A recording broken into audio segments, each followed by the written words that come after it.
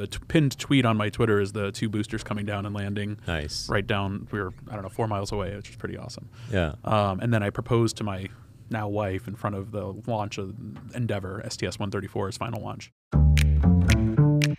Welcome to the AZ Tech Podcast. I'm your host, Hamid Chojai, a tech enthusiast and entrepreneur. Recently, my wife and I sold our software companies and we're investing $10 million in Arizona's tech ecosystem. As a way to know what's happening in Arizona, every week I get to sit down with some exceptionally talented people who are doing some cool shit.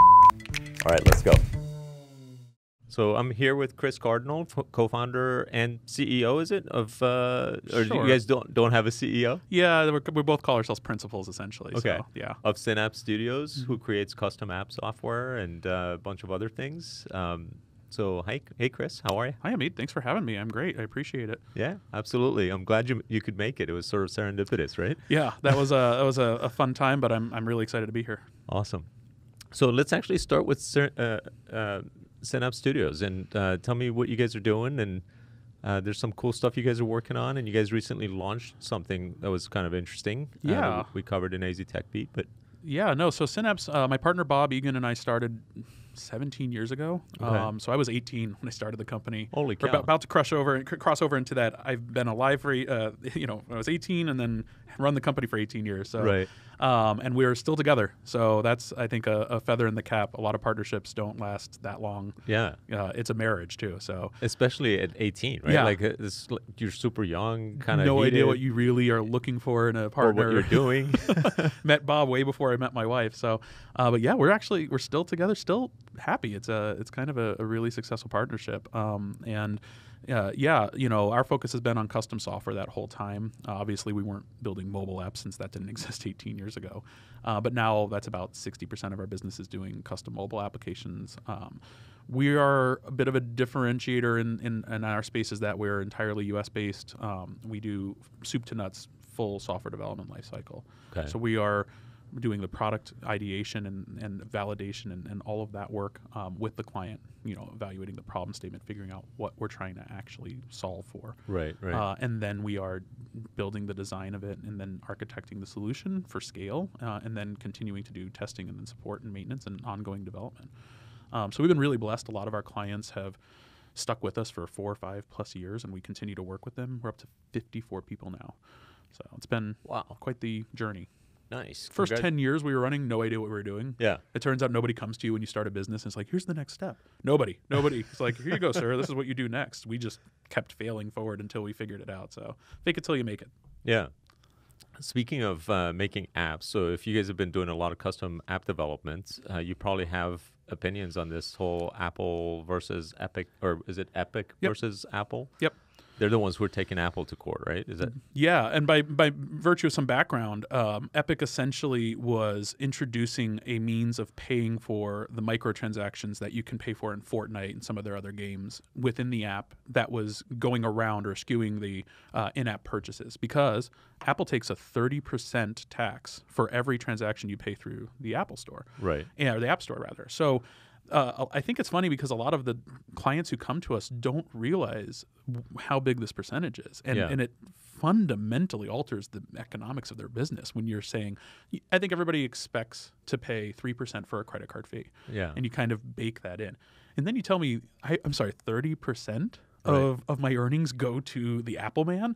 And sure enough, that's the case. And Google differentiated. Google also charges 30% for in-app purchases, but Google does not explicitly reject apps that offer an alternative way of paying. Apple refuses to allow apps in the App Store that offer the ability for you to pay directly for digital goods. If you're buying a car, if you're ordering a pizza, they don't get involved. That's not an in-app purchase. Right.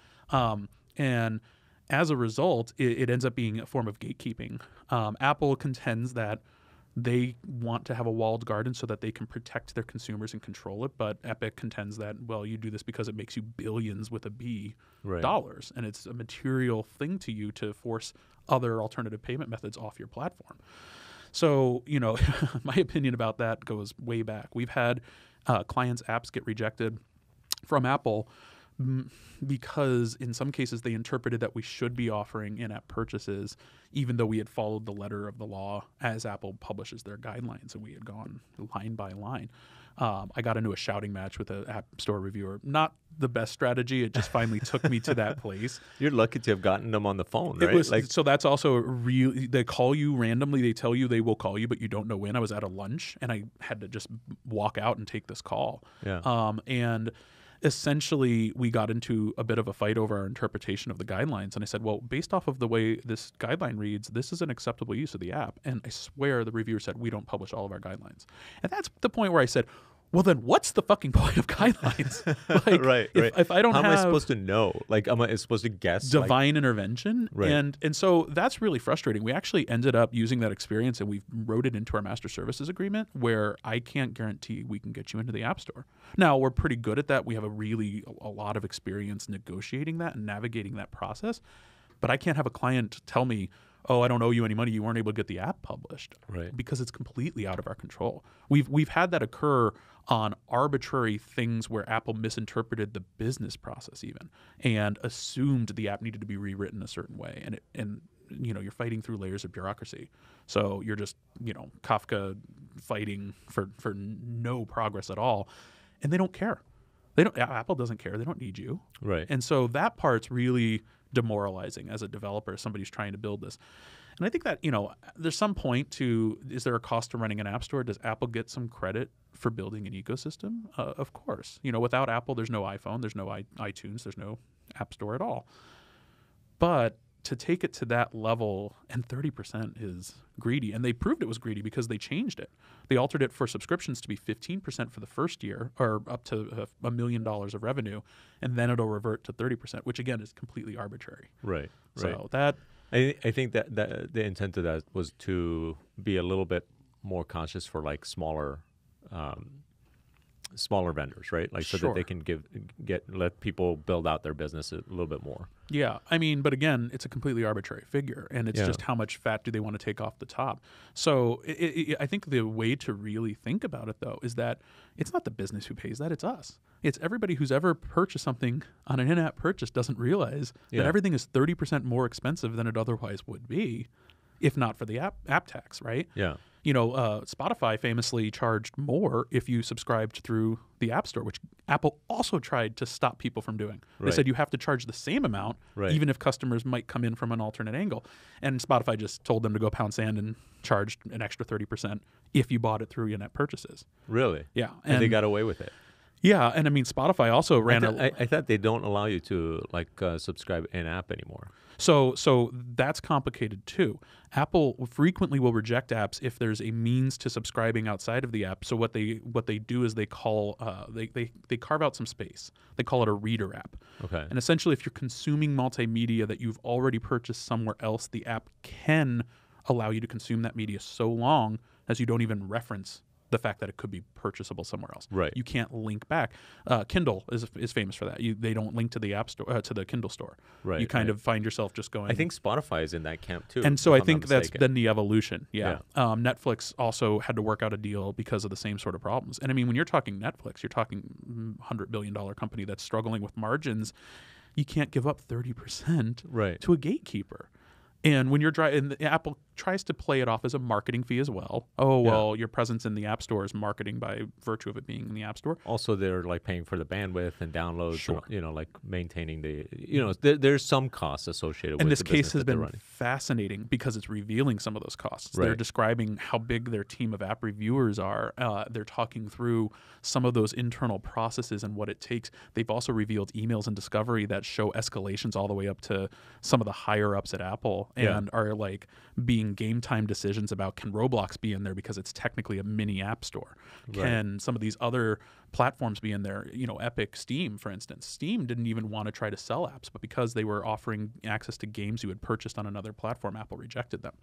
And that's really interesting to me because then it ends up completely cutting off. Valve spent millions of dollars building this platform, and Apple just said, sorry, no. Yeah. That was it. That was the conversation. They said, no, we don't care. Yeah. And so when you're the 9 billion pound gorilla, you can do that, right? Ad infinitum, you can just keep saying no until somebody crazy enough to take you to court takes you to court. Epic do you think they're going to win this case? It's fascinating. I think that Apple will struggle to justify just how how do you not get into certain conversations around anti-competitiveness and antitrust with, saying that it's for the betterance of, you're protecting your consumers when you have a product right here that doesn't force that is really tricky, right? I'm pointing to the MacBook. I realize I'm on a podcast, so that's helpful to refer to what I'm doing.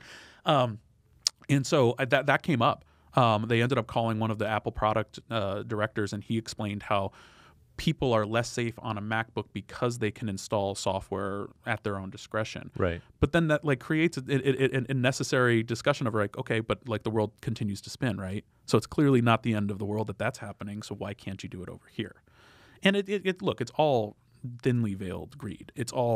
This is a huge business unit. It's billions. It's a material amount of their net income. Right. That's what it comes down to. Yeah. All of the other stuff is this glaze over it where you try to pretend that there's noble intent behind it and where your costs come from. Well, when they first launched it, though, it wasn't yet tens of billions of dollars right. worth, and they launched it in the exact same way. If anything, they've become.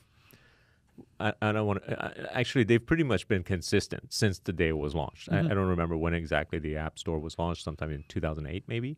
But it's 13 years. The percentages haven't increased. None of that has happened. Whereas, for example, if you take a similar type of thing, for example, Google's YouTube videos, take a cut of the advertisement fees from the channels.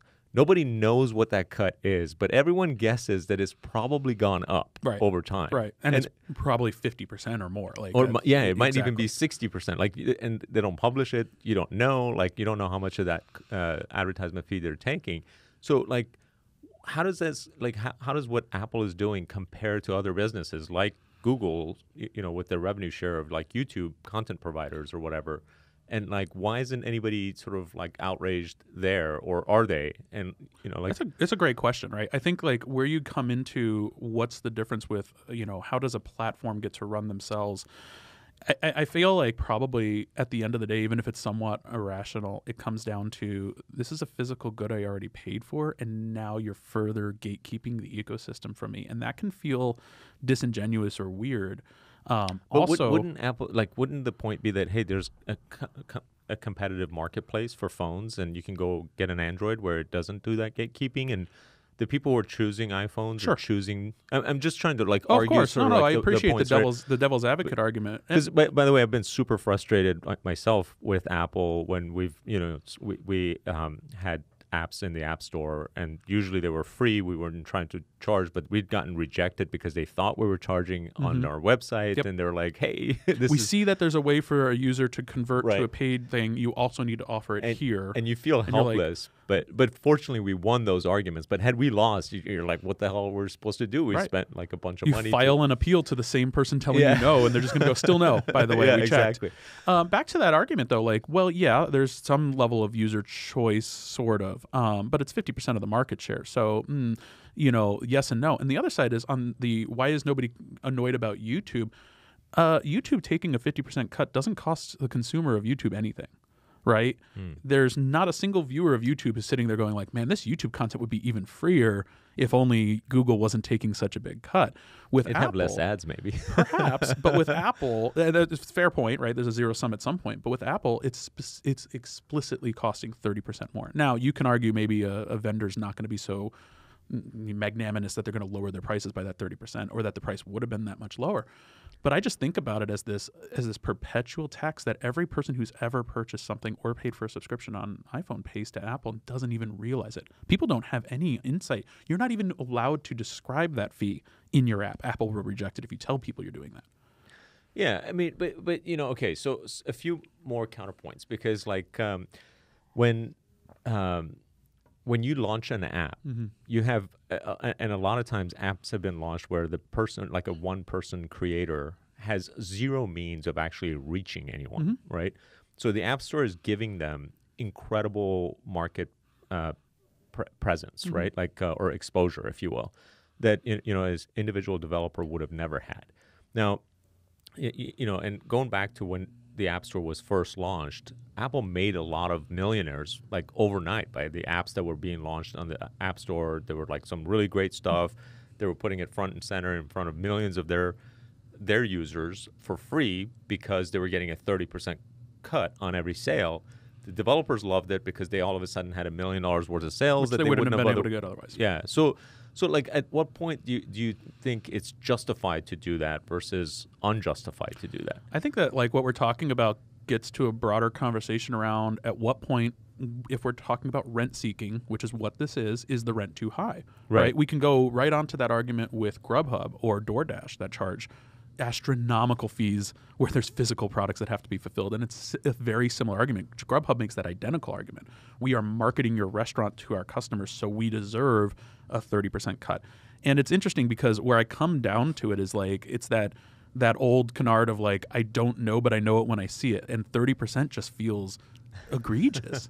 Like 30% moves the needle on every single bottom line, on every P&L you've ever looked at. A 30% swing is massive. Yeah. And to your point, price it in, I guess.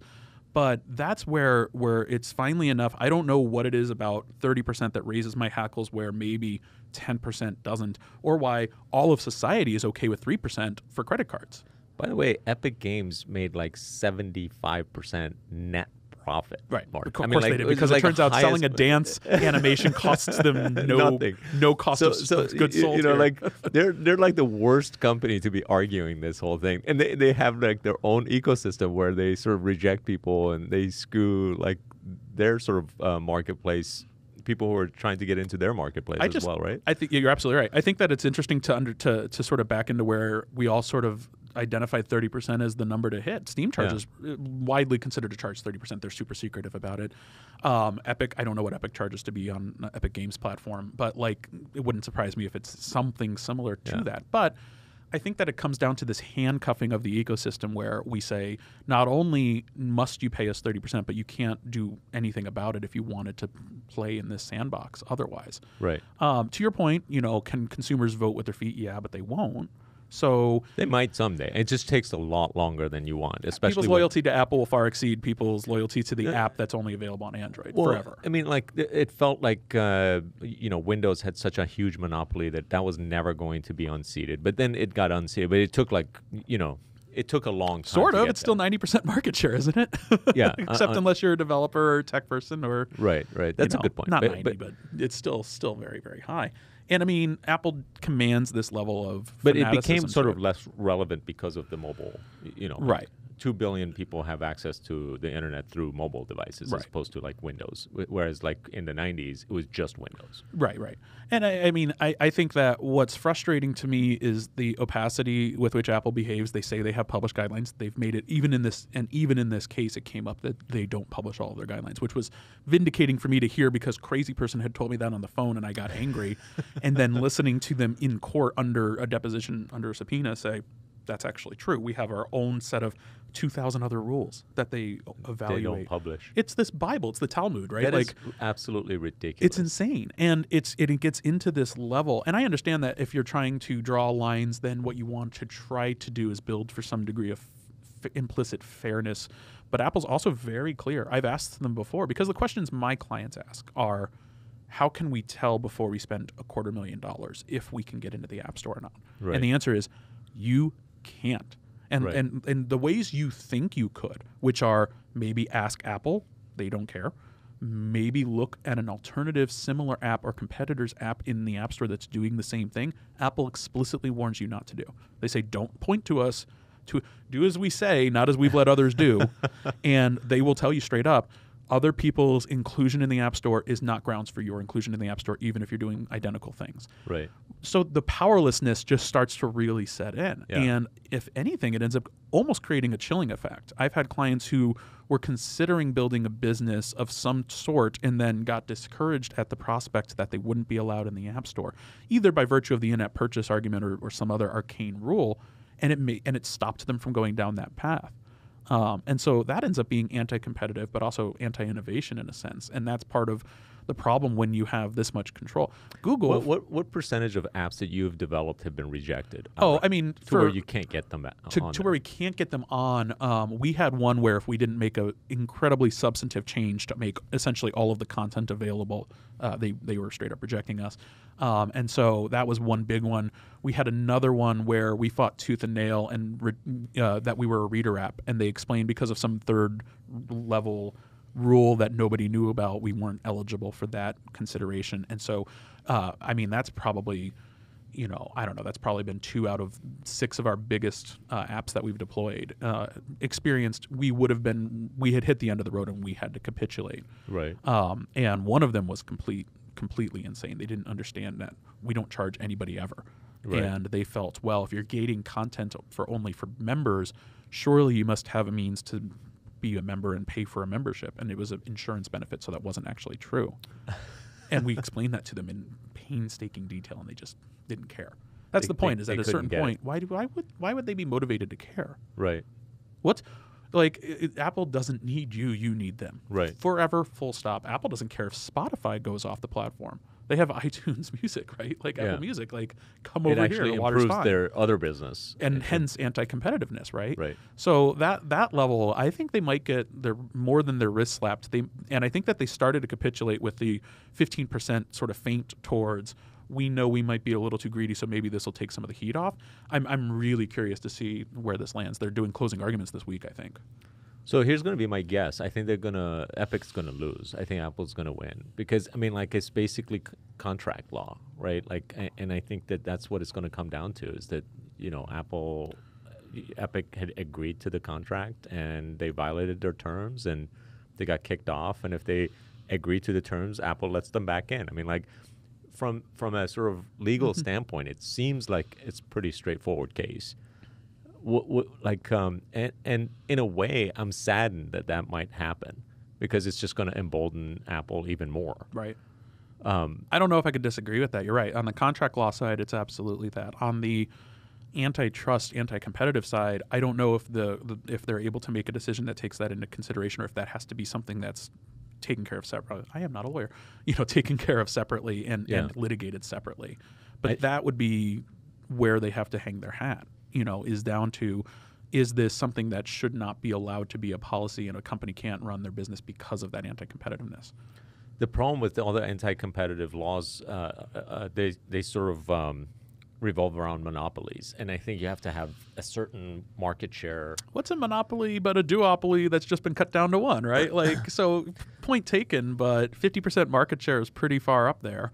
Well, the problem is that the way they should be looking at it is that of that 50% of iPhones, 100% of them have to go through the exactly, and that's the lens that they have to look at it through. But no DOJ person is going to look. Unfortunately, the ones with power to do something about it, they don't fully understand the consequences of it. They should be doing all kinds of stuff to even Amazon and Google and Facebook, but they're not, because essentially the way that Amazon is defining its market is that we only have 4% market share of the entire of all GDP. Retail of everything ever sold on the planet. Sure. Yeah, exactly. It turns out when it's just e-commerce, that number goes dramatically higher. And just e-commerce that's relevant to things that people are buying rather than I'm back to, I don't know if I begrudge Apple for making money. I don't. They built this ecosystem. They built this platform. They gave people a reason for it. It's that the fee they charge is so high, but it's also that it's forced. And there's Google, by the way, skirts this concern, sort of. Google does not reject apps that offer an alternative payment method except for games. They've altered that policy. So Fortnite still has a problem with Google. But everybody else, if you're not in a game specifically, you can go ahead and charge for your content however you want. Google won't reject. That being said, Google will also be emboldened by this case. Yeah. Why wouldn't Google change their policy entirely and tell you to go pound sand, and now you have to go to the 30% and increase their bottom line by billions of dollars? Right. So it's not just Apple will be emboldened. It's the problem will grow another head, and now 30% is the norm, and there's no way around it. Yeah.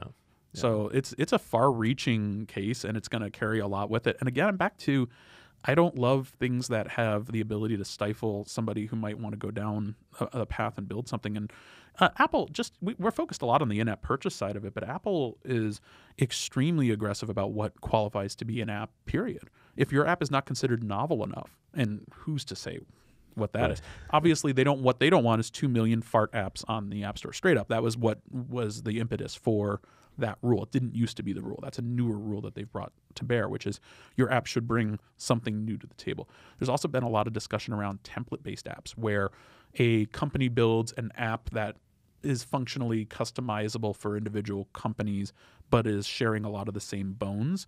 And then they started rejecting those implementations of those apps. And now they've backed off of that because they caught a lot of flack for it. Yeah. But that's part of the whole, when you have one gatekeeper who rules arbitrarily and we all have to play by their unpublished rules, it's really dispiriting. Yeah. It's definitely super fascinating. I mean, I kind of like, I see both sides of the argument, and I've been sort of victim of like Apple's power in that sense, that where they rejected our app and we had to like jump through hoops to try to explain stuff, and it's like very nerve-wracking because you don't know if like what happens if they reject it again. Yeah. But at the same time, like it does. You know, what if they charged 15%? You know, just for sake of argument. You know, like would people have no problem with it? No, I think they should still have a problem with some aspects of what they're doing. It's sort of like not all about how much they're charging or how greedy they're being. Epic is just as greedy, if not more greedy, considering they're, you know, making $7 billion of profit, like literally bottom line profit on $9 billion of sales. I mean, it's like, what company has that kind of profit margin? It's like ridiculous. Like, if anything, there's people arguing that they shouldn't be stealing money from children, right? Like, true. Kids are like literally spending thousands of dollars in these games, which is absolutely mind blowing. I'm gonna do one of those in my days, like you bought the game and you owned it, damn it. Right. But microtransactions and DLC. Yeah, it's nuts. But the reality is that this is like what the open marketplaces allow, and sometimes that greediness is what opens the door for somebody else to come in and, you know, like compete, but it might take a decade or longer before that happens. Not to get like insanely philosophical and dwell on this too much, but at the end of the day, every store we've ever bought something from takes margin off of the fact that they're matchmaking that transaction. Right. You know, you go to a store and you buy something, you're paying double what they paid for it, generally speaking, and they're trying to pay for their costs and make some money on top of that. So depends. Costco doesn't charge you double. Right. But almost everybody else in so much of retail, you know what I mean? Like that anytime you're doing a transaction like that, there's going to be a transactional cost. I think that where people start to bristle is that the virtualization of it makes it feel dirtier because it's, to your point, to Epic, pure profit. Right. And at a certain point, it feels greedy and just is, right? You know, you're talking billions of dollars manufactured on the backs of somebody else's work. Apple's approving an app, now that the ecosystem has been established, is very little incremental cost. There's, of course, a cost of running their 500 app reviewer team. Right. Sure, that costs a couple $1 million a year. I'm positive. But their argument would be that the App Store is not this isolated thing. It's the creation of all of the research and development we put into the phone, which has like been extremely successful, which includes the App Store and all this other stuff. That's also that old... Because if you just built an App Store tomorrow, you could charge nothing and no one would come on it. Right? That's that old, why am I paying you, $1,000 an hour? And it's like, well, you're paying me for the years it took me to learn how to do it in an hour. I mean, that's a fair point. There's nothing to say, again, without the chicken, there is no egg here. Obviously, there's some virtue to that. I'm back to like, I don't know. It's a gut instinct to me that just feels greedy. Yeah. There's a lot of discussion around like where does rent seeking start to feel like you're collecting too much rent? Yeah. To the point where it starts to verge on a chilling effect where it starts to disqualify business models because it's too expensive to run, where there is no ability for the market to bear a certain model because there's maybe not enough margin or enough on that. You start to push down innovation in a way that I think is a net positive for everybody. And it's also hard to go to bat for the wealthiest company on the planet to just continue to gain that wealth at a exponential rate. Like at a certain point, I'm like, all right, guys, you have $100 billion cash on hand. Like maybe it's like $250 billion now. Or something. Yeah, like it's even more ridiculous. It's insane. So that's just it's going to be really interesting. And again, I also point to Google allows you to sideload apps. Google allows you to, on Android, you can do whatever you want on that side. Right, but it is a less secure, platform for that reason. Sure. And like I feel more comfortable buying my kids iPhones as opposed to Android. That is a fair point. It's back to even the Apple product developer saying that OS X, a Mac OS device, is slightly less secure because you can arbitrarily run things on it, whereas on an iPhone, unless you jailbreak it, you can't. And so that brings with it.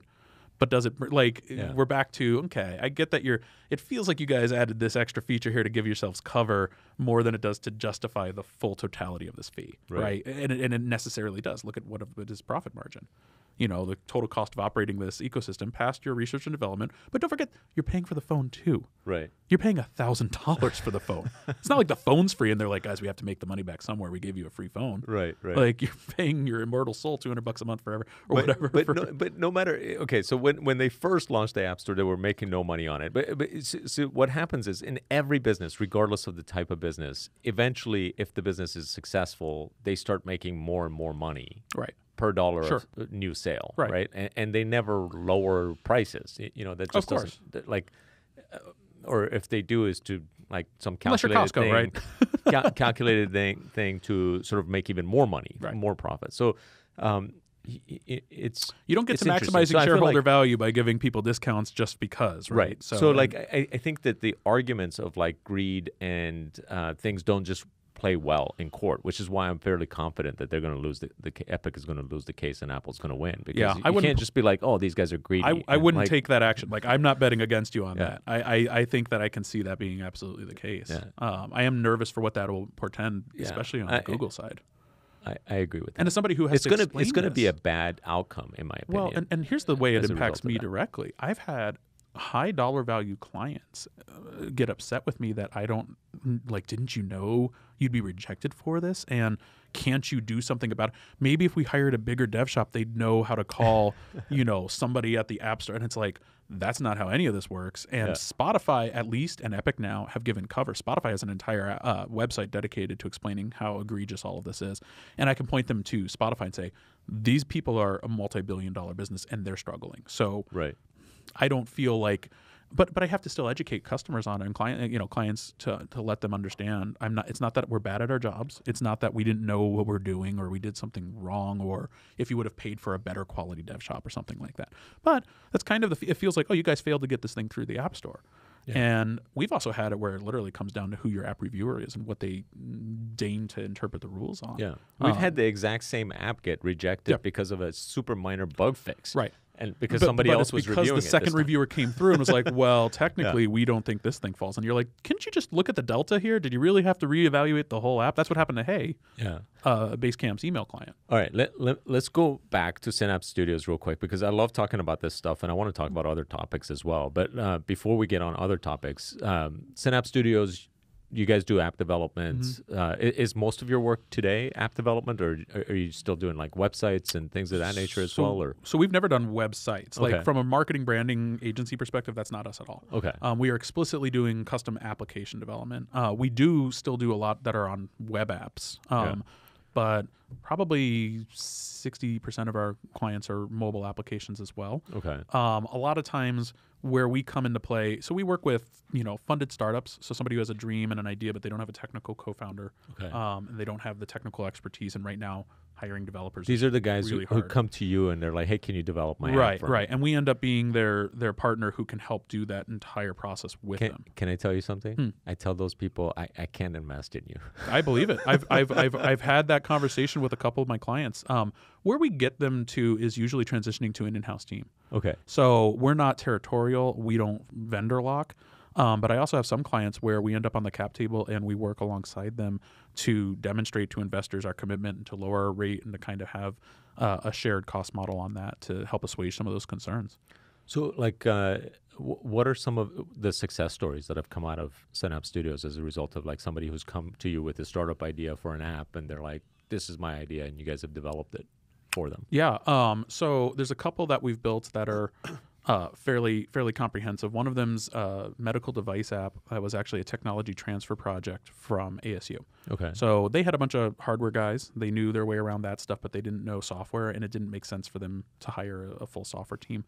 And so we ended up building the device. It's a mask that you breathe into, and it tells you your resting metabolic rate, which is pretty cool. So mine would be like 3,000 calories. You, because you're fit and skinnier than me, would be like 2,000 calories, but it'll tell you what your baseline consumption of calories just to stay alive is every day. So it's useful for nutritionists and dietitians and things like that. The mask itself, the physical device, doesn't have an interface. So we built a Bluetooth low energy app. It's able to interface with the mask. It then triggers the test results, receives the results, stores them to a HIPAA compliant environment, and they've deployed that and built that out and grown that. One of our other That sounds clients pretty cool. is a company called Little Bird, or the product's called Little Bird. It's a home automation platform for multifamily. So it manages lights and thermostats and lock controls and things like that. And it's now in thousands of doors, and manages that process. And they're transitioning to an in-house team, and we're working alongside them on that too. So Nice. to that point, you get to that Series A, it's like, okay, is this time for us to go and hire our own people? And again, I've just learned, for us, it makes no sense to be territorial. It makes no sense to be upset or frustrated by that. In fact, for me, it's a win for my clients. Yeah. I'm excited that they're getting to that point and we can help them with that transition. Yeah, that's awesome. And then, a lot of our clients lately, we've been, in the more mid-sized to enterprise kind of clients where they're working with us for years at a time, not on the transition to an in-house team. And then you guys found another sort of like area where people are lacking, which is you just recently launched a QA service, right? Right. So CarbonQA, that's funny. It was born out of the fact that it was sort of the AWS model, which is we have all these servers lying around most of the time, and we're not leveraging them. Right. Similarly, we had quite a few people on our QA team, and we always had a little bit more than we needed for our true capacity requirements. And I realized, why don't we figure out a way to monetize these guys and use them in other ways? So where the thesis came from was, for those companies you're investing in that you don't want to have hiring us to do dev work, Right. they'll build a dev team. They'll either have a technical co-founder, or they'll hire a CTO that you hope isn't the charlatan type of CTO, but is actually able to do things. And realistically, they'll end up with an engineer, senior engineer, maybe a junior developer, something like that. QA is almost always the afterthought of an afterthought. It is the very last thing. So it falls on those engineers who are expensive and hate doing QA and don't do it well. It's like editing your own writing. Right. Not great at it, no matter who you are. Or it falls on the poor product person who similarly starts to miss things. You get fatigued. You're already balancing so much when you're in a startup that's trying to move fast, break things, get things developed, deploy quickly. And we decided that we could offer a fairly compelling retainer-based model that says, listen, you pay us a fee. We have a dedicated team that's familiar with your product. That's a big differentiator for us. There's a lot of crowdsourced QA, but crowdsourced QA is interesting and not in a good way. Rainforest is the biggest one out there. They don't fully understand the product. They don't understand the product at all. Right. So with Rainforest, you have to very clearly define your test plans in advance. Now, on a startup that's rapidly iterating, those test plans just they evaporate into dust the second you release a new release. You guys go take the time to like understand the product and come up with sort of set of QA. That's exactly right. But we're also effectively embedded. So we're in Slack with the development team. And then we're filing issues wherever you are. If you want us to participate in your daily stand-ups, we'll do that. Because it's people in the US, they're on our time zone, and they're in Slack with you. So we'll file issues into Jira, into Asana, GitHub, GitLab, whatever. Yeah. We go where you are. But we literally call it contextual QA for startups. So the idea is that it's a turnkey. We can start driving value and start testing your software within less than 2 weeks, really within a week. And I've had clients who've straight up asked me, like, well, what if we decide we don't need you? Stop paying us. But I guarantee you we'll drive value. We will find things your team didn't. Yeah. And if you look at it, the coolest thing about it to me is that it hits on two different sides. It hits on saving time from the development cycles. Your devs should be building software, not testing software, but it also saves you from catastrophic mistakes. When you launch something new like this, right? Like what's the QA product called? CarbonQA. CarbonQA. So when you launch CarbonQA, like how difficult is it to get that to a successful state where it's like, boy, I'll tell you when. Yeah. So we started doing this in some form or another 2 or 3 years ago, but it was an afterthought. It was something we just did on the side. Right. And about last year, I had the thought of productizing it, or at least branding it. So we've created a separate brand for it. And then really what we had to do next was establish some internal processes for managing things like capacity planning, scaling up, and then scheduling. And because we're dealing with real people who are in our office. It's not the Mechanical Turk infinitely scalable solution. It's how do we build an SLA that's compatible with the number of team members we have. Right. And then how do we make sure that we can keep our commitments met, but that we have enough cross-training. So we've been finalizing the establishment of those processes. That's been coming along really well. And my next step right now is to start gearing into the marketing of it. So I've actually been slow playing that side. In fact, AZ TechBee was the only thing I did that I published it to LinkedIn once, just me posting it. Yeah. And then AZ TechBee posted, and that was all of that happened. And the AZ Tech Beat, I had 2 people reach out to me from that article alone. That's awesome. So I was like, cool, thanks. Look at that. Yeah, it worked really well considering I've done no other marketing or engagement. So that's our next step. And I have some like idle goals. I'd like to get to 30 or so clients. Right now we have 3 or 4, I think, right this moment that are active within the next year. But I also want to figure out what it takes to get this to 300, 500, 1,000 clients on this. It's tough because there's some level of linearity to how it scales because you know it's a retainer model and people have to be there to do the work. But there's a path forward there, and there's also some opportunity with some automation and some tooling to make that work better too. Yeah, that's great. Yeah, I'm really excited about it. All right. Any major challenges with like building Synapse Studios or the CarbonQA that you want to talk about, or like should we move on to like other? Oh no, I think I'm happy to just go for a couple minutes on what for me you've been through this. Axosoft is how many people now, and how many when you exited? It was mid-40s when we exited. It's a few people more. They've continued to hire and expand the team. So when you get to that like in that 30 is what I've heard the number is a lot of people cite where the culture starts to get to become something you have to spend a lot of time and energy on. Right. I realized like I don't know I've started to mentally set aside about a quarter of my time on culture and coaching. Okay. And that becomes more and more of my job because culture will fill the room available to it. If you're not pumping the air into the room, somebody else is. Yeah. And it's really crucial as we scale to make sure, we went to a happy hour. We just did our first post-COVID happy hour, everybody's vaccinated kind of thing. We had 30 people there, and I realized I was like, I don't recognize 4 of these people. And they were all our employees, and I was kind of like, hey. And that's one of those things. A couple things I'm doing. One, I'm making sure I'm introducing everybody to myself on a video chat when they're first starting with us, just so I don't have that happening. I don't want to think we're too big for that, even if I'm not responsible for the hiring process. But 2, just making sure that they know from us what the voice looks like in terms of that culture and our values and how that they how they should pervade what it is we're doing every day. The reason Amazon's been so successful at scaling, they hired 400,000 people last year. Most of them were FC workers, but Amazon's leadership principles are fucking fire. If you've never read those are the Bible in terms of how to build an autonomous organization that still behaves the way you want it to when you're not there. And so that's the point of having strong principles on that. And then the rest of it is just ensuring that everybody knows how to treat each other. I have a very strict no drama, no assholes policy in the company. I don't tolerate that. Those little toxic sort of people you bring into a company, it's cancer. It spreads so fast. Yeah. So keeping an eye on that and making sure I'm paying attention, and we have some tools to help facilitate that conversation. That's been really important because we scaled. We were beginning of 2017. We were 20 people. We're 54 people right now. And look, that's not some sort of crazy thing, but it's in an agency where you're working really closely together. Yeah. It becomes really, really important for us. Yeah, that's awesome. It's cool that you're actually taking time to specifically spend on culture in particular. Yeah. It's like not just. It can't be something that just happens in. What do you spare recommend, time. like to somebody who's building a startup right now and they have like 10 or 15 people? What do you recommend that they do to help build their? That's a great question.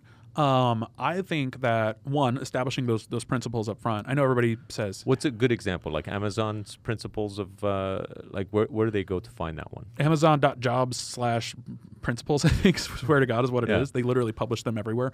But the Netflix deck is pretty awesome as well. The Reed Hastings one. Have you seen that one? Yeah. Yeah. And I think that for me, we define in our handbook, we talk through these things, but then I reinforce them all the time and make sure that people understand how those show up.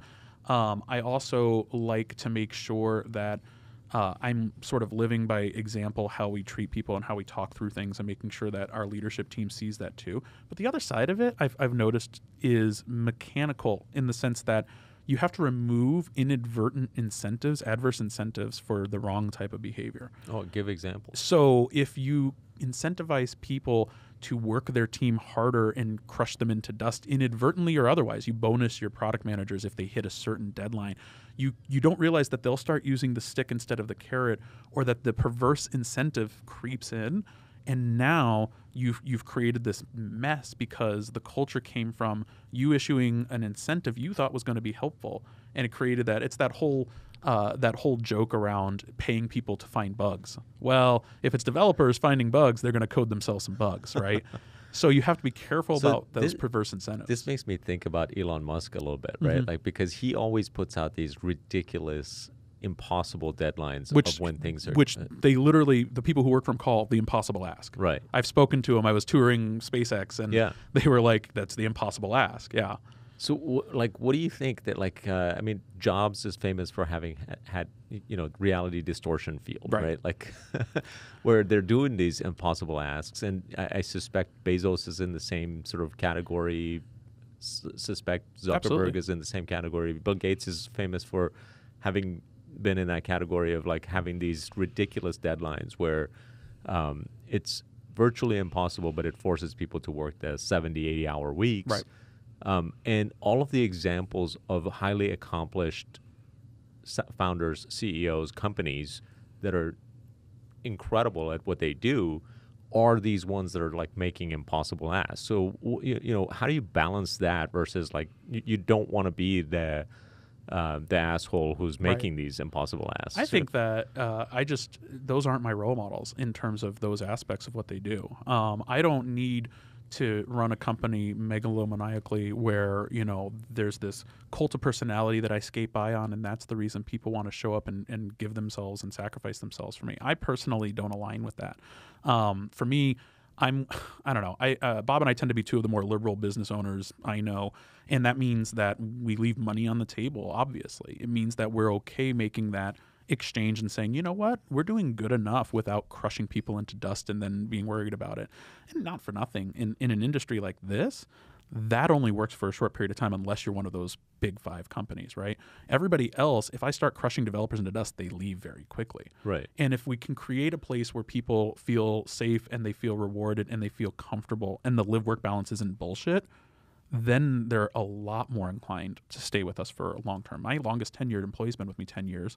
My second longest is 8, 7, 7, 7, 7. Like, in software development, that's unheard of. Yeah. And so there's a reason for it. And part of that is just that recognition that I don't have to squeeze blood from the stone every step of the way. Who are some of the people that you have admiration for in the world of business and technology? That's a great question. I admire Elon being crazy and crazy working for him.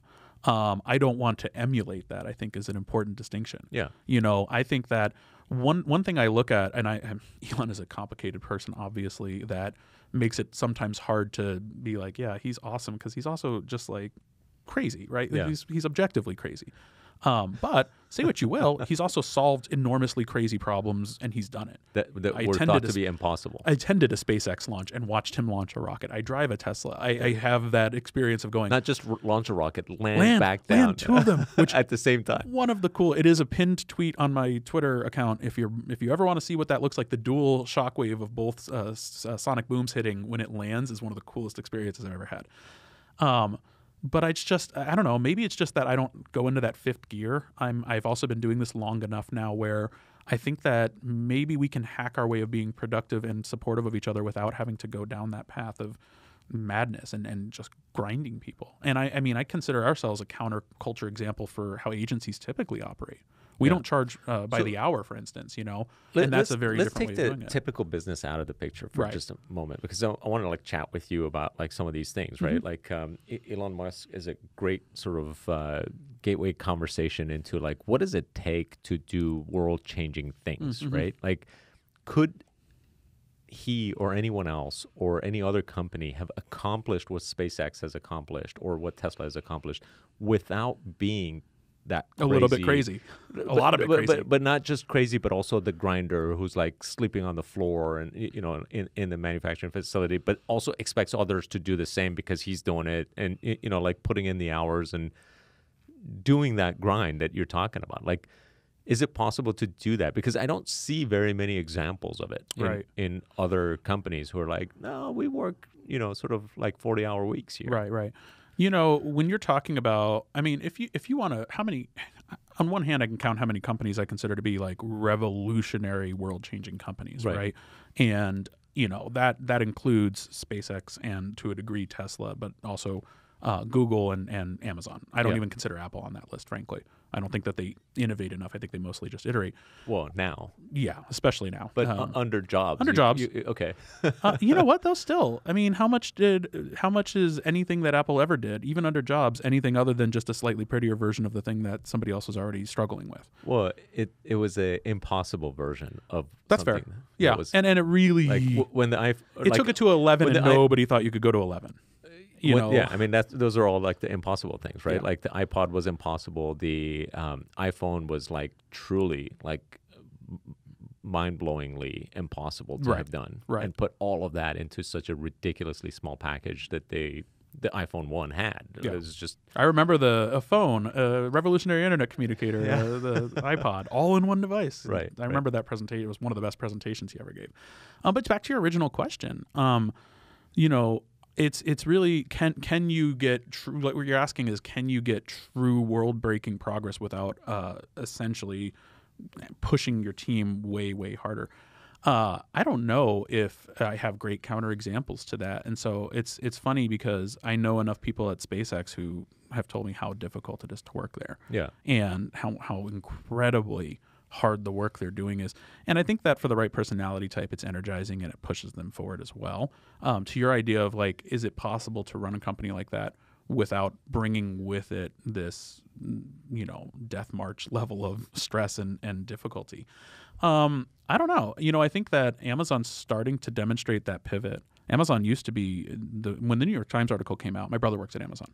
And when that New York Times article came out, he's like, every single thing in this article is correct. People cry at their desk. The elevators all have whiteboards on them that say date, you know, you can write messages, and one had days since I last cried at my desk. And it was 0 all the time. They just left it as 0. The culture shifted. They made a commitment to change that and not force people. After they're like this ginormous behemoth that like is, you know, like same You're thing getting with to Apple. this philosophical question of should companies that want to move the needle hustle, I guess, right? Yeah. And I think that the answer is probably yeah, right? If you at least want to, you know, the reason Tesla had to do that, the reason Elon was sleeping on the floor is because they were running out of money. Right. And exactly. if they didn't, I mean, like if they didn't do it by those dates, they were done. They were within 6 days of bankruptcy at one point. And really within 2 days, and finally that initial, I mean, it's happened 3 times now, but that initial early stage one where they only at the very last second got the check to clear. Yeah. And then the last round when the Model 3 was causing production hell and almost didn't happen, and, you know, and all of those sort of things. I don't think that that's an unfair assertion to say like, hey guys, we may need to stretch what we have and make that happen. That becomes an economics question, doesn't it?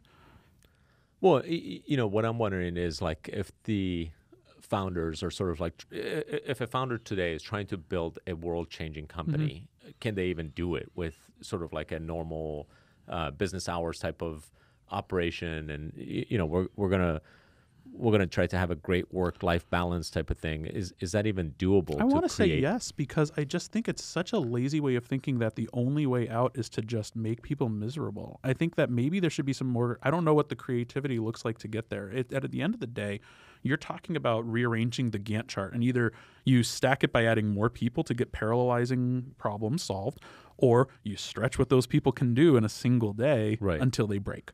And that tends to be the path we can point to.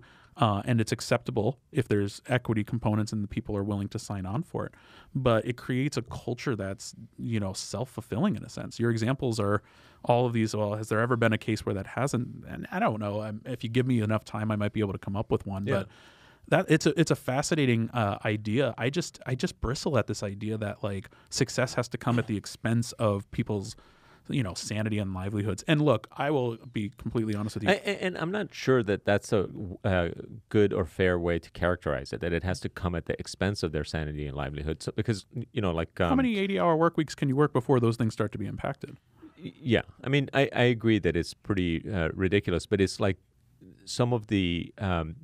people who worked on the original Mac or the iPhone or whatever, that's also part of the most rewarding work that they've ever done. They'll be the first to say that like that was the best time ever, even though we were like working and sleeping on the floor and like not showering and things of that nature. But so you know, the question is, like, I'm not sure I would categorize it necessarily. It's kind of like going into the military together. You know, like you're going into boot camp and you know, you're know what you're signing up for. Yeah, you sort of signing up for something that at the end of it might be something incredible, but but you do have to give up on the rest of life in order to sort of accomplish some ridiculous goal. And this is something, by the way, that I've not done personally. So like I don't have personal experience in it, but Same. you know, like because what I was about to say I've was, operated more closer to what you're talking about, which is sort of like, all right, we'll work 45 hours a week. Well, what I was about to say was I have the least amount of hustle of anybody on the planet. Like my default position is abject laziness and optimizing myself out of doing real actual work. And all my friends are like, you work really hard. I'm like, I mean, really what I do is my brain masks it. I actually do, but I'm doing work to support the work. But what I mean with that, and where I come from with that, is that I also don't want to have miserable people working for me personally. And so maybe that means I'm not going to change the world because I don't have what it takes to force that kind of level of intensity. And I'm not willing to make people compromise for that. Well, no matter what you're doing, you're changing the world in some way, right? Like, but the question is like the scale and type of impact or whatever. But speaking of lazy ways of making money, you recently bought Dogecoin, right? For some reason. I actually mined 24,000 Dogecoin on December the 29th of 2013 when it was first announced. Oh, are you? And I kept that wallet on an old hard drive. Okay. And then I dug it up and I was like, oh, there it is. It's worth 12 grand now. That's weird. How crazy. And then here's my least favorite thing about cryptocurrency. Even your successes feel like failures. It takes all satisfaction out of making any money out of the equation because no real work goes into it, and you're angry you didn't put slightly more work, more money or more work into it. Yeah, it's truly a completely devoid practice. It's awful, and I hate it, but I definitely still have some. That is such a great way to put it, actually, because even your successes feel like failures. Yeah.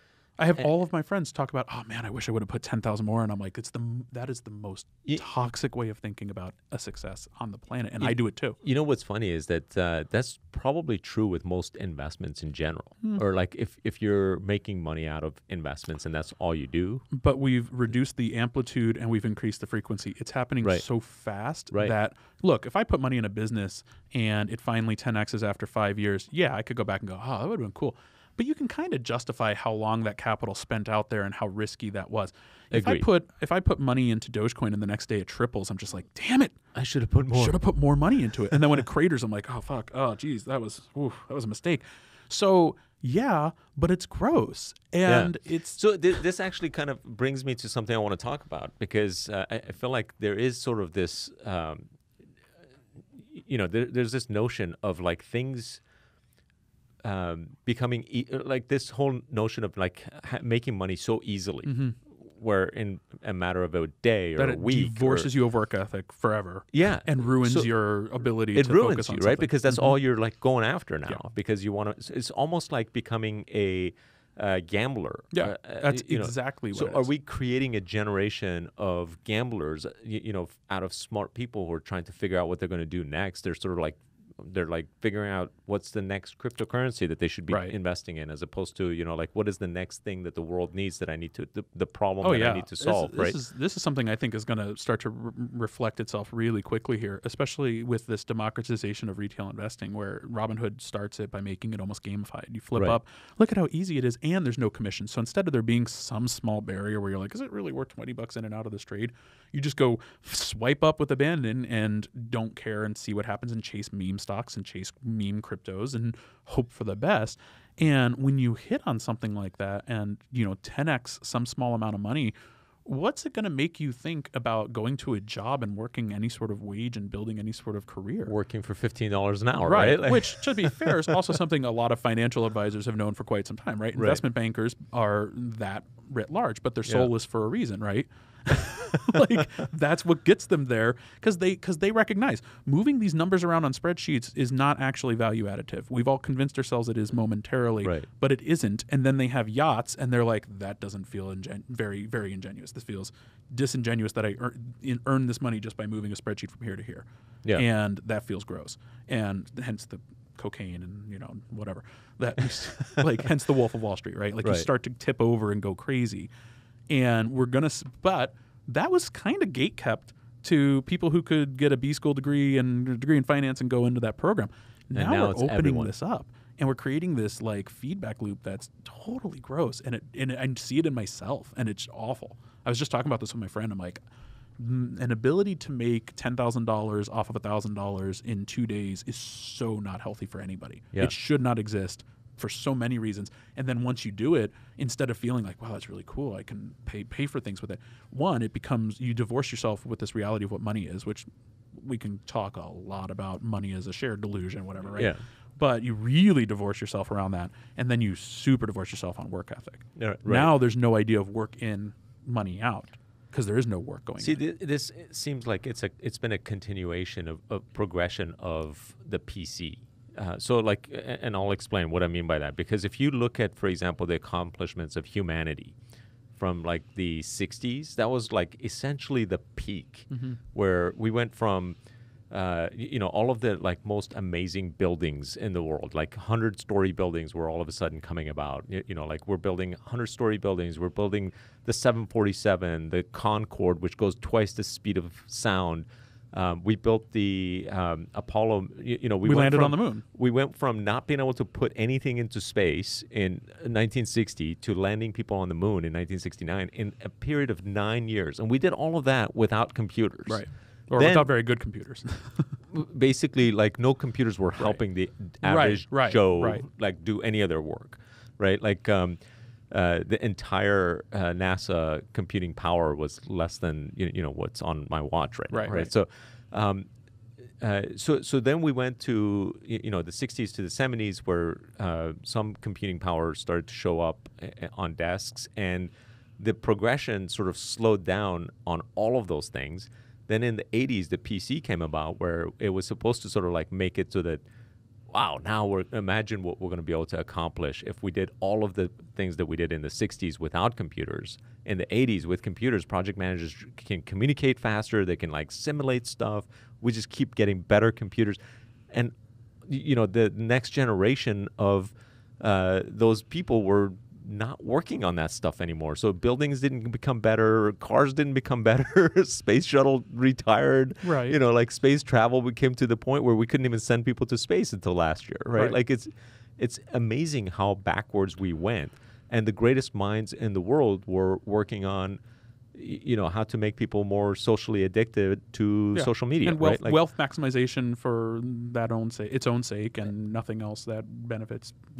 Yeah. So you have the smartest people in the world trying to figure out how to like do automatic makeup on Snapchat rather than like solving cancer or whatever it is, right? Like it's like literally like you have so much brain power. That's a bit reductive. There are still people trying to solve cancer. No, but you drive an electric car, so you can't say cars didn't get better. But only like the progression has slowed down, right? And then it's just these like very few people like Elon Musk who are like saying, no, you know what? Space travel is important. We got to like go back there, and we should be landing rockets instead of like throwing them away and using them once, which is what we did in the 60s and all the way to today. Basically, every other rocket company. I mean, I hear what you're saying on that, and I get the point you're making. I think there's some counterpoints to it that are pretty compelling, and like one of them, for instance, I was just talking to somebody the other day about this. If the pandemic hit 10 years ago, we'd have been fucked.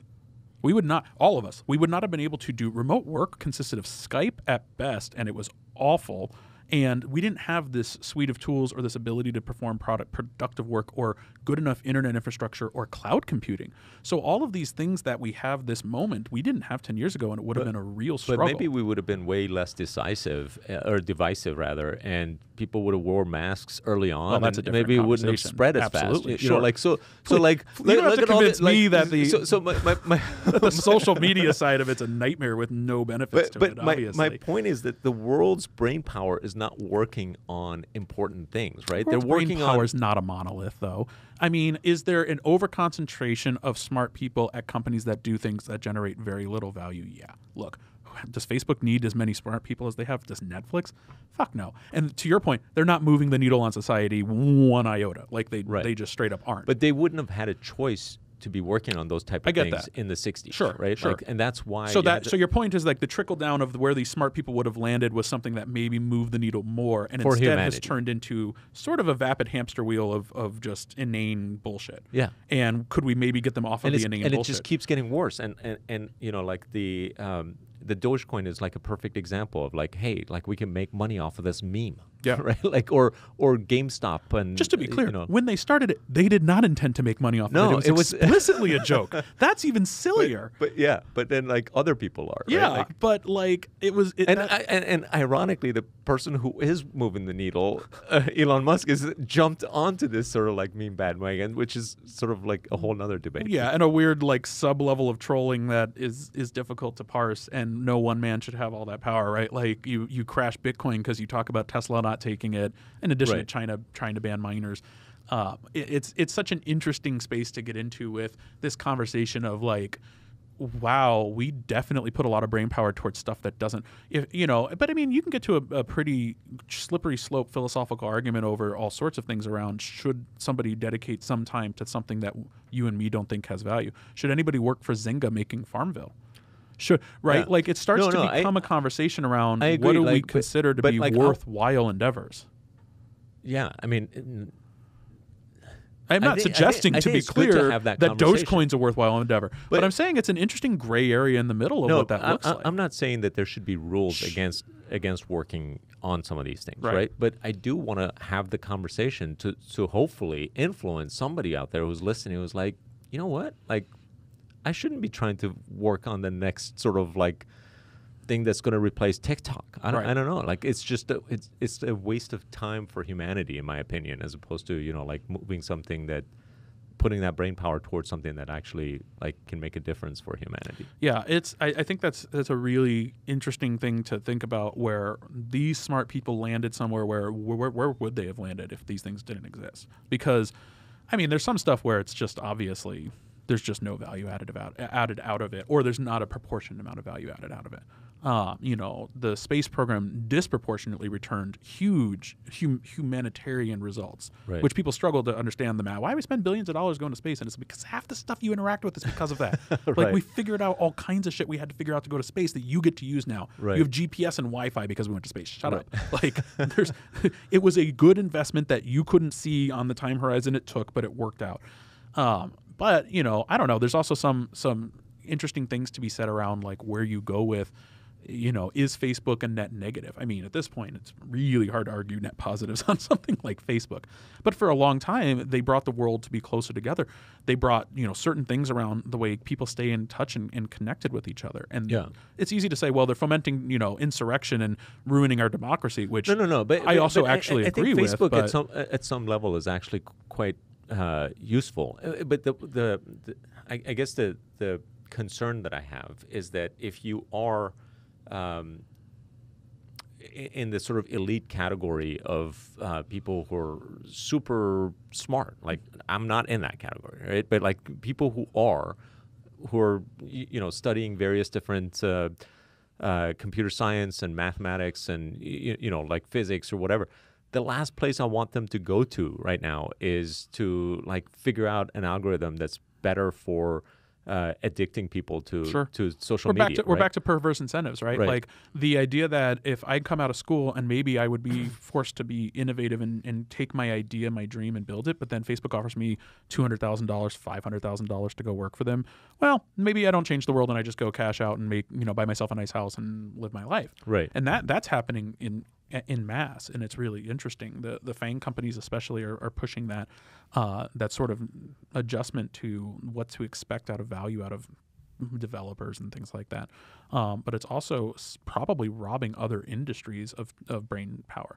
That's what I'm concerned about. Because if you ask me, it's the robbing of the other industries. If you've got an 11-year-old and you say, she's precocious, she's smart, but she doesn't know what she wants to do, I'm going to tell her, learn JavaScript, learn Python, learn development, because you'll be able to make way more money faster. That's just like the default safe position I go to for a development job will make you faster money than any other non-technical trading on platforms kind of thing, right? Really quickly, and it's a fairly future-safe job. But what are we robbing on the other side of that to that point? And, there's this very weird split of like how we assign value to different parts of what work looks like in industries and how people show up for things like that. And that inequality is not going to get better in the near term until heads start rolling, I guess. I don't know. Yeah, no, I think that progress being shown or like money being made in other areas will help incentivize people to go into that particular area, right? Like, so if the next big wave of money happens to be made in medicine, that's where the next generation. Yeah, but all paths still lead from software. The whole what Mark Andreessen's quote, "Software's eating the world," right? Yeah. That is not a stoppable force. It's just not. So to that point of where the software finds the cracks and where the water kind of goes out and fills the whole space available, yeah, but nobody's making. You're just as likely to make your millions of dollars bringing a software solution to healthcare instead of innovating in healthcare on whatever you would consider a pure basis of that. Yeah, and that's going to be a really interesting next 20 years to see where we go with that. You always heard back in the 50s, 60s, like when technology evolves enough, nobody will have to work or whatever, like the utopian ideal of a society. And it's like, well, no, it's just weird. And we have a big chunk of people who just make money sitting in front of rectangles all day. And that's it. They look at the rectangle, they do things on the rectangle, and then some crazy, right? Some rectangles make them more money and others make them less money, and who knows why, right? Like if you get really simplified rather way of thinking about it. But and back to the idea of, I was just talking about this with a friend, the retail investor side of divorcing things from reality and seeing like. One of my QA people told me that his brother put $150 into the Shiba Inu fake coin version of Dogecoin, which just was a even more made up and contrived fake thing. And that I think it was $500, and he turned it into $150,000 in like 2 weeks. He cashed out half of it. It's since cratered because of course it has, because why the fuck does it have any value anyway? And he's sitting there beating himself up. I've laid awake at night going, I exited that position and I really shouldn't have. Why is that consuming any of my bandwidth? It's such a nasty place to get. It's back to the gambler's fallacy and what you said. We're starting to democratize gambling and make it really easy and make it really addictive in ways that are scary. Plus, we gave everybody stimulus checks and told them to go on Robinhood and check Wall Street bets and just throw money at weird bullshit and see if anything hits. And enough of it hits that it's like, oh, this is bad. This is going to create a bad feedback loop here. And it's hitting because everyone's doing it. But as soon as people start to stop at a higher rate than the people going in, I don't know, man. Stocks only go up. That's what I hear. Yeah. That's exactly what people said in 2005 with real estate. Yeah, but real estate has never gone down. Which famous quote right before the crashes of the real estate market. The stocks only go up thing is kind of scary in a sense too, because where you end up with is a complete divorce from fundamentals. Tesla is absurdly overvalued, even if all of the arguments every Tesla fanboy loves to make about it being this future-proof company, it's a technology platform and company, it's not a car company, whatever. Even allowing it's for overvalued today. There's no question about it. It's at 1,000 EP. It's a freaking 1,000 PE ratio. Right. So 1,000 years worth of like value, and but the assumption is that they'll make more profits in the future. But when do you ever catch up with 1,000 PE ratio? Like at a certain point, you've outpaced yourself on a geologic timescale here, where I go like, okay, even if they made every single car in the planet, like, well, no, I mean like. The 1,000 is not a good sort of indicator, because they could have had like no PE if they of course when they I understand negative, right? Like, I understand the core there. I'm also still concerned about the fact that half of their net income is because of emissions credits and whatever. Right. But you're absolutely right. And Tesla is not the only sort of company but they're the most egregious, overvalued. There's like so many other companies that are like trading at 20, 30 times sales revenues, right? Like that's the norm now in the SaaS world. And what's the expectation of where they can scale that you ever make that money? And what we're realizing is that we're not projecting it as, well, this is a fair valuation because we think they'll get to this point in 5 years. We're saying this is a fair valuation because we think that they're going to exponentially continue to grow and be 100 times this in 5 years. And so the only way we can price that in is by making this complete lunacy valuation for them. Like, those numbers don't justify any reality there. And so we're just, I don't know if we're robbing Peter to pay Paul on that, but I'm frustrated when I see something like Tesla do what it did, where there's no slack left in the line. Like, where do you go from here? And I mean, there's been a correction as a result. It's all the way up to 800 and change. Now it's back to 500 and change or whatever. Also, the volatility of some of these assets, where it's like, it's just numbers, and we've divorced from fundamentals.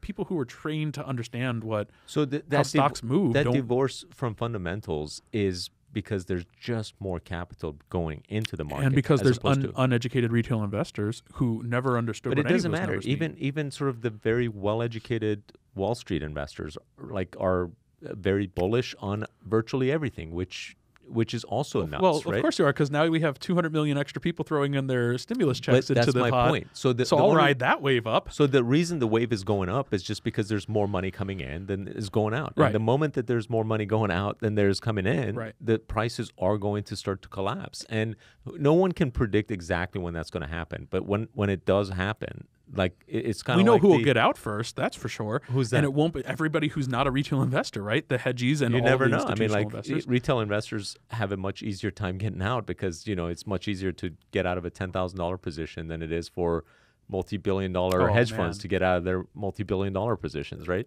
Maybe if your trades aren't being front run and you're not. I think that where we're going to get into is seeing some people, and we've already seen it. If you pay attention to any of crypto Twitter stuff at all, you see people who bought Doge at 74 cents and now it's at 30 cents today, and they're like, "Oh my God, I've lost half my money." And it's like, you should not be investing in this if you're going to be watching it like that, right? Because this is going to do that. But also, should you? Right? No, the of whole course thing not. is a pyramid The scheme. whole thing, which I will say a bold statement here, and which my friend Sam absolutely hates that I think this way. Bitcoin is too. Yeah, I mean they're all sort of and by their very nature, by saying what would with a fundamental understanding of a constrained supply, and you need to be in before the others are in. That's already pretty pyramid-y in terms of how that functions. And it doesn't mean I don't own some amount of Bitcoin. I'm actually a strong believer in Bitcoin as well. So I mean, as a store of value or as a currency? As a store of value. Yeah. I mean, someday it might become the currency, but why would it? But that would require the collapse of everybody says that, but they say that as if then all we're left with is Bitcoin and not one of the many other cryptocurrencies that are going to be more equipped to be actual currency and not just a store of value. And I mean, my friend parrots the Lightning Network and the ability to go off chain and make faster transactions that way. Cool, but then why not just again move to a currency that supports that natively faster already, right? What I'm getting at is I think that there will be a lot of room for a cryptocurrency to start to dominate certain amounts of actual function as currency. I don't think that'll be Bitcoin. I think Bitcoin will be gold bugs, the gold store of value, right? We use it to... Well, the reason I think that cryptocurrency is not going to be super useful as just a normal currency is because you're constantly going to have to reprice it based on an actual currency unless the currency has collapsed, right? So you price things in that currency. Well, to hear the crypto people say it, you just think of everything in Bitcoin terms and sats, and that's how you get around. Well, the only way you could do that is if it's more dominant than the U.S. dollar. But and to think that anybody, but it's hard to imagine it being more dominant than the U.S. dollar until it becomes more dominant, right? Sure. So I don't think of it as a currency until it becomes more dominant than the U.S. dollar, right? So when you talk about paying your people, you don't talk about, I'm going to pay you 1 Bitcoin a year, no matter what the price of Bitcoin is. Right. Unless you're Coinbase, who does. No, they do not. They absolutely do. You can select a portion of your salary to be. What you're saying is they don't quote your salary in terms of Bitcoin. They can quote it in fiat and convert it. That's right. So you all day long everything is done in dollars, but then you can convert it to just like Tesla wasn't selling Teslas in Bitcoin. They were allowing you to pay the same amount of value in dollars using Bitcoin. That feels to me like trying to get us onto the metric system a little in terms of how much our brains are wired a certain way. To get us off of the pegging things to $1 feels like the same sort of intellectual exercise and difficulty. But cryptocurrency that has limited supply or just that's like the appeal of cryptocurrency like Bitcoin, for example, comes from its limited nature, and its limited nature is what contributes to its volatility. Right. Meaning more people are buying, therefore price goes up.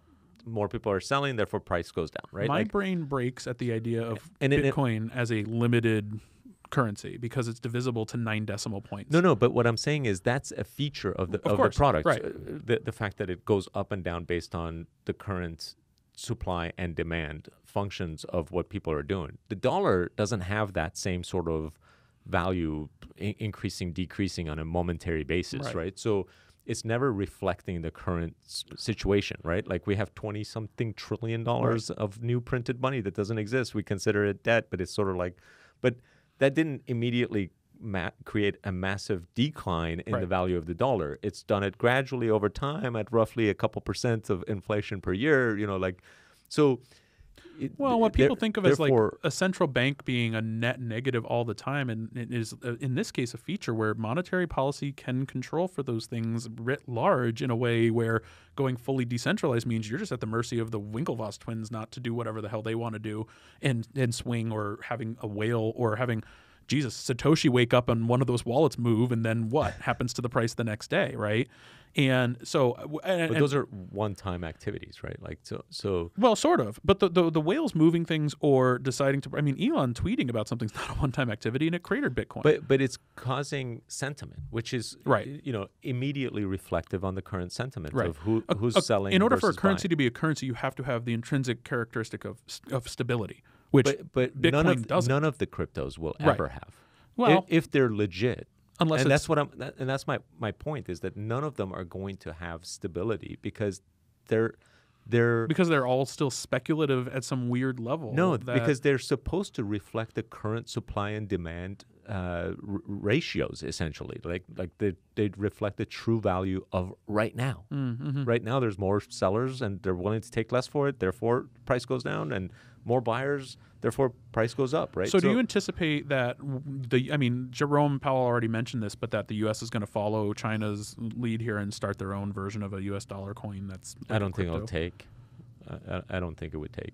I think that I see governments getting into some sort of idea of building a cryptocurrency for the benefits that being able to control supply like that and monitor. You how may that as well works keep for the us. dollar, right? Like, I think it would be. I think that it'd still be inexorably tied as far as the money supply. I think it'd be like M4, like you add a new tier of money supply, and that's the crypto, right? whatever number we're up to. But I think that's what's so interesting is all my friends who see now it coming up, and my friends' moms going like, "Should I invest in Doge?" I'm like, "Oh God, no!" Like you shouldn't, unless you're willing to burn that money in front of you. You should not invest in cryptocurrency like that. Yeah, like that. Bitcoin, put it in as a store of value because now there's so much institutional money into it that it's unlikely to go back to $3,000 in the near term. But who knows? It could. I bought what was it? 700. I bought $70 worth of Bitcoin when it was trading at $700, whatever, 7 years ago, and blew it on a dice game. That was dumb. Now I'm sitting there like, well, that $70 would have been worth 6,000. All right. But like that's also completely why everybody references Pizza Guy, 10,000 Bitcoin for 2 pizzas. Well, that would have been it wouldn't have. It never had value until some event caused it to have value. And you can get into a philosophical argument around anything only has value because of a shared delusion that we all agree it has value. Yeah. But my point, I think, when you were asking about like whether or not Bitcoin would or any cryptocurrency would become the currency that people sort of like, and I don't see it becoming currency, and that's how we price things. Right. But that's like it's a very useful thing in being able to do transactions, sending money to people. I mean, like it has a lot of utility, and the store of value is definitely one of them as well.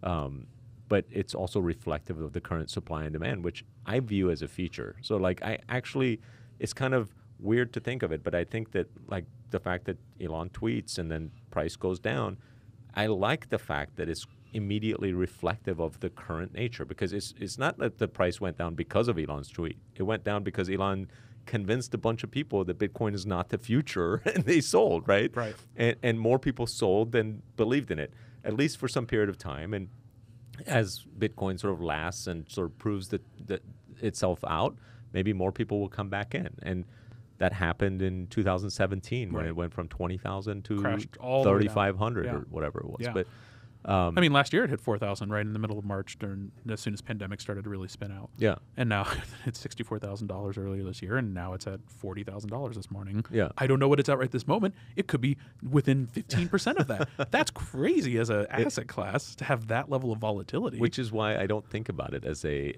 currency. You know, Right. I have that like I have some amount where I'm just like I'll just stack some just so I don't feel like I'm being missed at the train station here if the train takes off. Right. But I'm not the let me put 100% of my liquid capital into this and Yeah. roll the dice. By no means should anyone do that. Because that level of volatility is terrifying, and you get into this.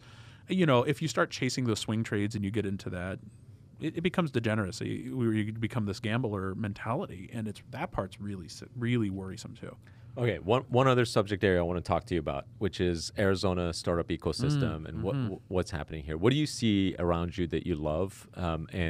You guys, somebody's finally standing up and saying we're going to start doing early stage investment and seed round. And unless I'm mischaracterizing it, that was my understanding. That's correct. I read the whole thing. Yeah.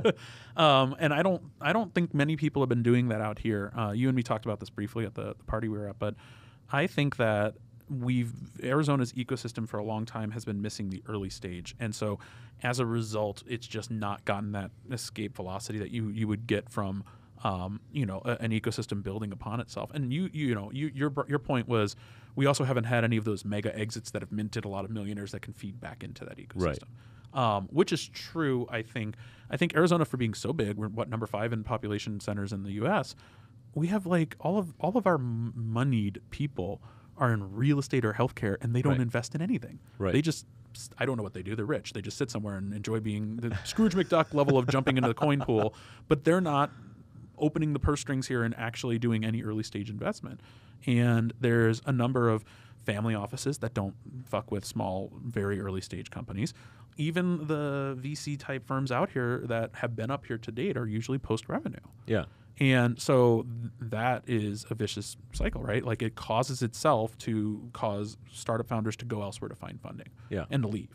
And starting to see some turning of the corner there. And I appreciated you and Lawden deciding to step up and say, hey, we're going to be at the vanguard of that and starting to change the narrative around that. Yeah. That's cool. Somebody's doing it. Awesome. Well, who do you see outside of us? What startups are you excited about, like that are doing cool stuff? That's a good question. I don't know. I guess like I look at like Campus Logic, but they're not a startup anymore. They just went through a Series E. Like I'm thinking of the ones I'm thinking of that they're come now to my multi-$100 million. But you know what? They're one of the few true success stories that have stayed local here. And I don't know where their VC came from on that side, but out of state. So surprise. But to Greg's credit, he's putting his own dollars into like next generation of startups, similar to what we're doing. Yeah. But he's actually quietly writing big checks with Phoenix Ventures. PHX Ventures, is that what it's called? Yeah. Which is really cool to see. I don't know. I should have my finger on the pulse of more startups that are getting me excited. But I don't have any others. What is exciting you? Yeah, good question. I mean, there's a event coming up, Invest Southwest, which we've had every year. It's going to be back in person this year, so I'm actually participating. I just jumped on the board of the event, Invest Southwest, which has the event in October. So deadlines for Invest Southwest, if you know anyone who wants to sort of pitch at that event, is June 3rd. That's pretty exciting. I'm actually hoping that a bunch of really cool startups, I think they narrow it down to like 16 startups that pitch at the event in person. I'm hoping I'm going to be making investments in several of those. I'm seeing much more activity than ever before, which is really cool to see. There's like you said, Campus Logic, but there's also Trainual and Quick. Oh yeah, Chris has killed it, and Jamie especially. Both of those guys are my heroes, right? Like they're just doing. Jamie especially last year. Way to turn, and I watched his podcast too here, but way to turn that negative into a positive on that front. There's a company called Aptus Engineering that's getting into the machine learning side of stuff. I haven't heard of that. They're local here and just going really hard on the machine learning and building like micro projects around solving for certain small things and then trying to like spin each of those solutions off into their own little acquirable entity. Okay. It's a really compelling model, especially because machine learning is so busy and What kind of machine learning? So they're doing things like, scanning your drive for different files and ingesting the content and making it fully searchable to include your handwriting and the written text, and then building it where it's like they learn on your model of what documents you're most likely to upload, and that's just one little angle that they went after. They went after another angle that was like interpreting MRI results, and so they're just going after a bunch of different things and building it as like a lab that they spin these little startups off out of, which I thought was really a compelling That makes me idea. skeptical, because usually there's like somebody who's behind it, like that's the sort of main driving force behind He's partnered. So what he's done is essentially have a co-partner that's driving the technical need for the domain side of it. Okay. And then he's bringing his machine learning team to bear on how to train for that and solve that problem. But then once you spin it off, who's running the spin-off? That's a good question for him. Yeah. If I talk to him, I'll introduce you. His name's Nehru. I think he'd be a good introduction for you to talk to as well, because he's doing some interesting stuff.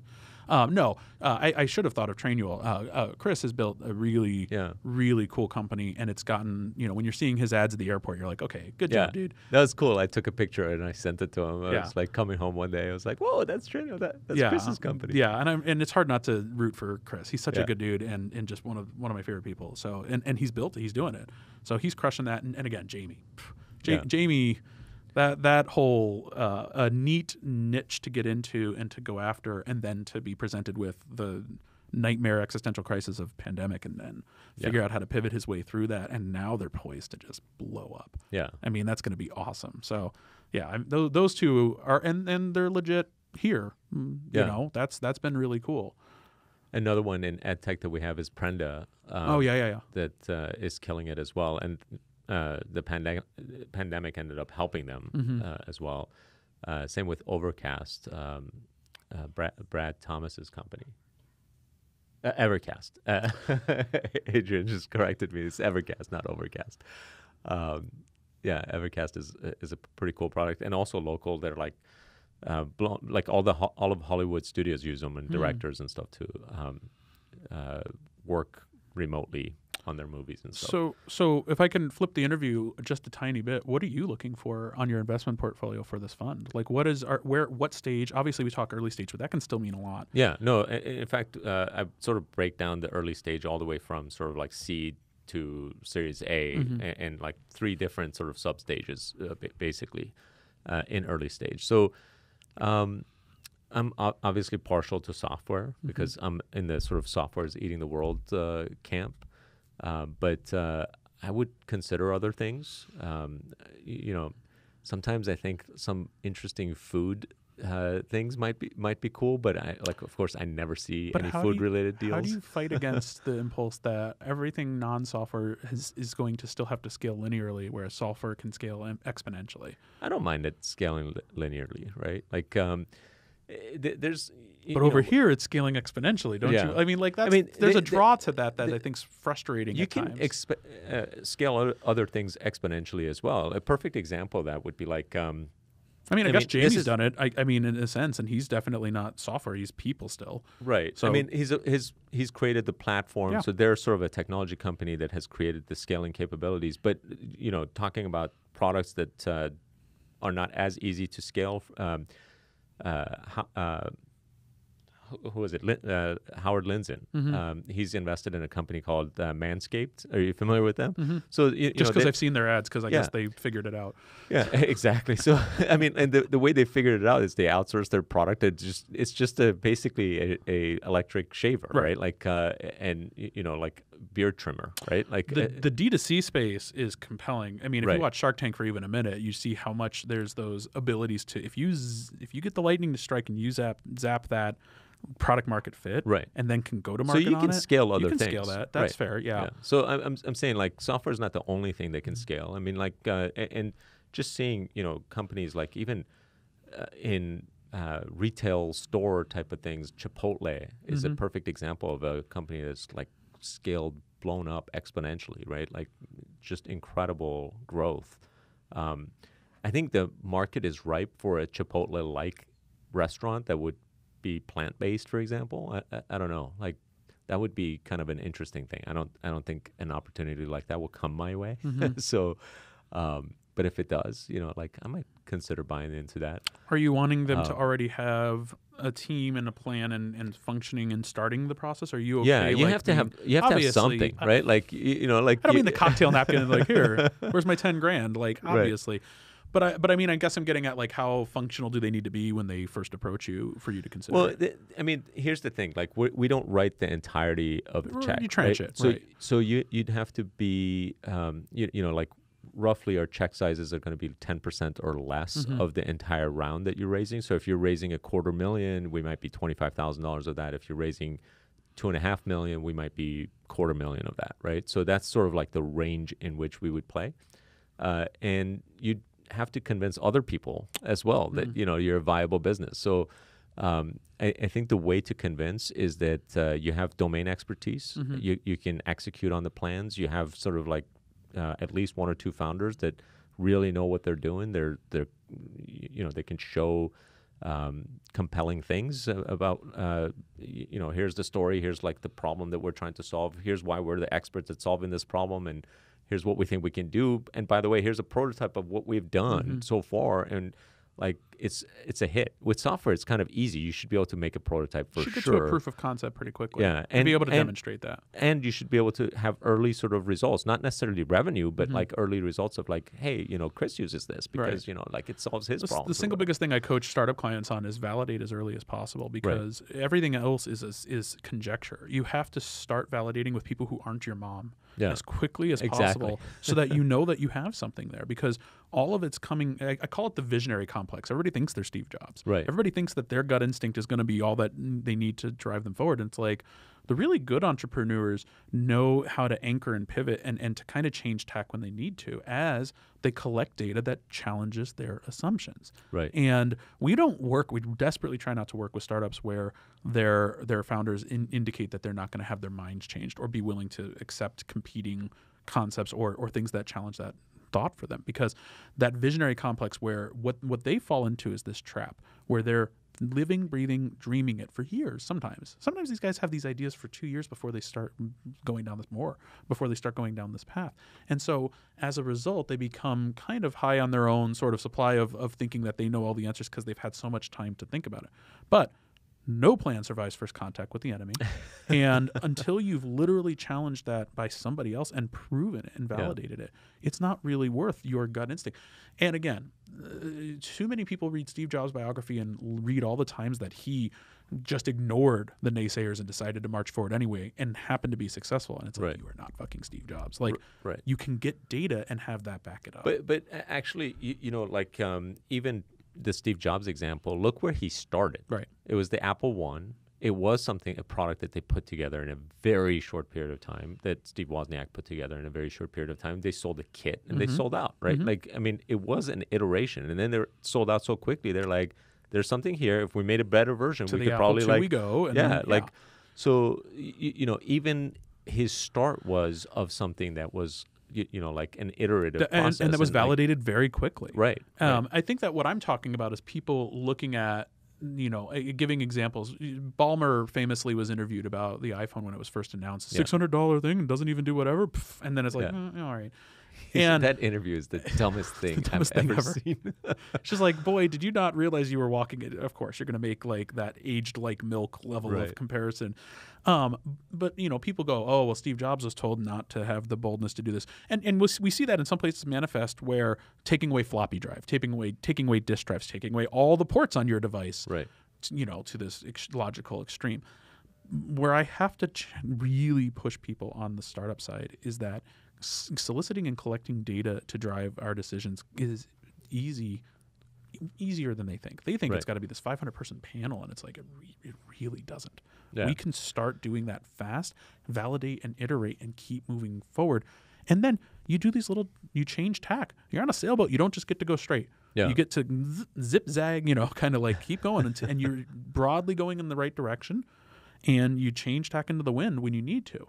But that's hard to coach. The wrong personality types that end up as those founders are the ones who think that they're right at all costs. Yeah, and I agree. That's what makes them good. They've convinced themselves that's what's going to be what, if I just believe in myself and I ignore the naysayers.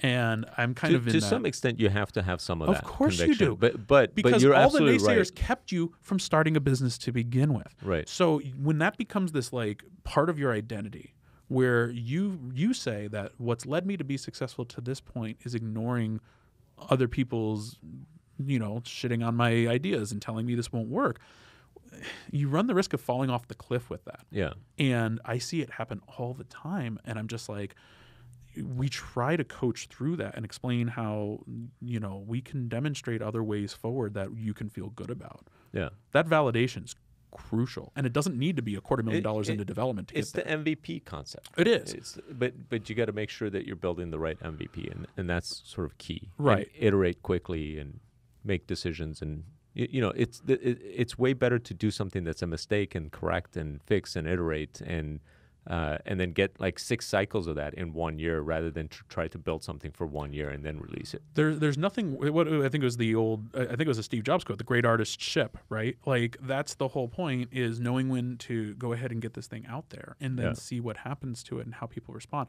Instead, we find, and part of it's psychological. People become emotionally attached to their idea, and now that it is going to be exposed to the world, they're terrified that they're going to find out that the thing they've been obsessed about for years now isn't getting the response they want. And so I've had people where they just psychologically keep extending and won't ship because they don't want to get to that point. Right. And I'm begging them to ship. As much as I like to cash their checks, I would like to get this thing in the real world and start to be able to respond to that organic customer feedback. Couldn't agree more. Yeah. All right. Awesome discussions. This is fun. This was a lot of fun. Holy cow. We talked about so many different things, I know, we're too. all over the place. From Dogecoin to Apple. Apple and Epic discussion seems like it was ages ago now. I'm a talker, so that's how it goes. I know, right? Yeah. Time is a flat circle. I think we've all learned that in the last year. So holy cow. Going. Well, I appreciate you coming down and making the trip to talk with me, Chris. Ton of fun. Appreciate it. Awesome. Thank you. Thanks, Hamid. Appreciate it. Yeah. Oh, very cool. All right, you made it to the end of the episode. I would love to get your feedback, so take a moment to leave a genuine review in your favorite podcast app. That also helps us reach more people. Speaking of reach, if you like a particular episode, be sure to share it with someone who you think would enjoy it. See you next time. Holy cow. How long were we talking for? 140. Holy mackerel. Never let it be said that my episodes will be the shortest of episodes.